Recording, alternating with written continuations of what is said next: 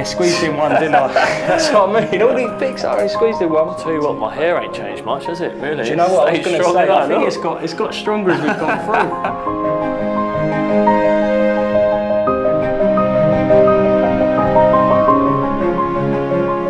The Mark Noble Shrine. There's some memories there, isn't there? Some great memories, Geezer. Some fantastic games. Obviously, out of the 400, I suppose these are 4 that really sort of stick out in your memory. Yeah. I suppose it's only right to go all the way back. 2005, young baby-faced Mark Noble. What were your feelings and thoughts around that game? Just travelling, obviously I was probably at the time the biggest game that I'd been involved in. I just remember warming up with, I think me and Teddy was warming up behind the goal when Matty put the cross in and Bobby scored. Yeah. And it was just the feeling was unreal. Obviously all my family and friends were up in the crowd, and yeah, and obviously after Bobby scored that goal with that celebration, and then I come on after, and I always remember trying to chip the goalie from about 25 yards. Did you have a bit of a squeaky bum as you were coming on? 1-0 yeah. up in such a tight game. Oh my God, I remember Pards, I didn't even think he was going to bring me on. Just remember, like literally before coming on, standing there looking up at the crowd and that, just thinking, oh my God, this is unbelievable, and incredible day, yeah.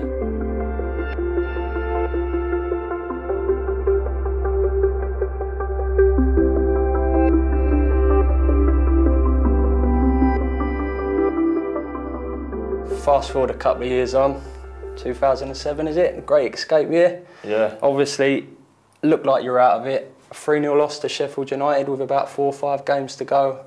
Everyone had written us off. How did you feel going into that? I remember being on the coach on the way driving to Old Trafford, and I was sitting opposite Ginge at the time, and he looked at me and I was like, you could tell we was all nervous, you know what I mean? We had to win to stay up.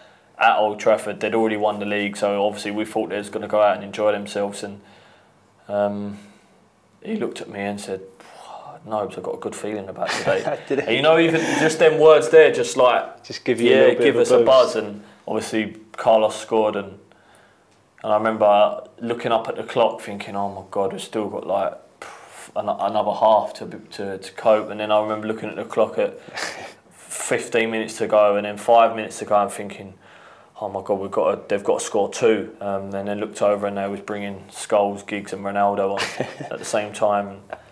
Not bad trio, eh? No, and yeah, it's just incredible. Yeah, no, you can see what it means to everyone, and obviously what it meant to West Ham staying in the Premier League. Unfortunately, relegation obviously followed a few seasons later, and what a way to bounce back. First time at the Millennium, this time Wembley Stadium. Obviously a game that I remember really well playing in it. Could hardly move, bad knee, bad shoulder, but... Do you remember me shouting at you? Yeah. we beat Blackpool that year, didn't we? 4-0 and 4-1, I think. Yeah, we were flying against them. And then we didn't play well in the final, but in finals it don't really matter. And, for me that was so important because I got married a week later and went on my stag do straight after, so it was an important time for me. And can you imagine going on your stag do and getting married after losing that final? It would have been awful. So yeah, great day. To be able to win and make everyone really happy was so important. And obviously out of the 400 games, plenty of games at the Bowling. What a way to finish it off and give it a proper send-off. That game there was so special in the way it went, losing to Man United. Obviously it was against Manchester United. And then to be able to come back and win, I mean, the atmosphere was incredible. Just topped off, obviously, the best season I've ever had as a West Ham player and a West Ham fan. We all wanted to leave Upton Park on a high. And to leave it the way we did was... I mean, I didn't leave the stadium that night till 1 o'clock in the morning just because it was just so... Madness. Yeah, it was an amazing game, and... I'll never forget. I mean, look at the photos there. They just looks incredible, doesn't it? Oh, it was great. It was great to be there as a fan. I mean, I had goosebumps sat in the stands.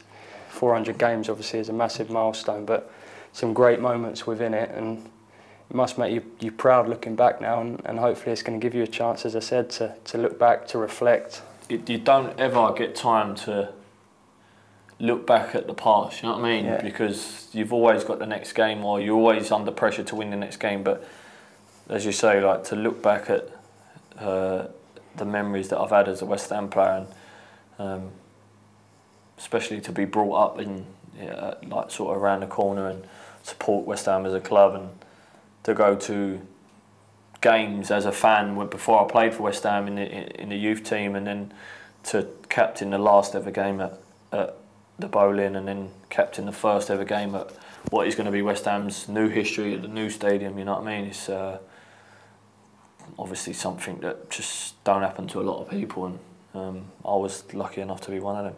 I suppose that's probably a good note to end on, and I suppose as a friend, as a youngster coming up in and around it, eventually being a teammate, and now as a fan, I suppose it's only right that we say thank you. I mean, thanks for looking after me, coming up in and around it as a youngster.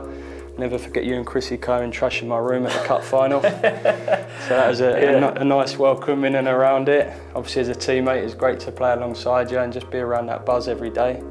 Good out there setting the standards, do you know what I mean, looking after everyone, which is great to see. And now as a friend and as a fan, it's great to watch you out there, still doing it, enjoying it, playing with that passion, and as you said, hopefully taking West Ham into their next bit of history.